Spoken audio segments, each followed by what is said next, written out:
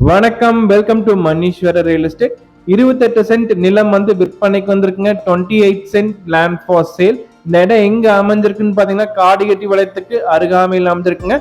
காடிகட்டி வளையம் டு கருளூர் போற மெயின் ரோட்ல இருந்து கட் ரோட்ல ஜஸ்ட் ஒரு 750 மீட்டர் வந்தா போதுங்க. இந்த பூமிக்கு நாம் வந்துடலாம்.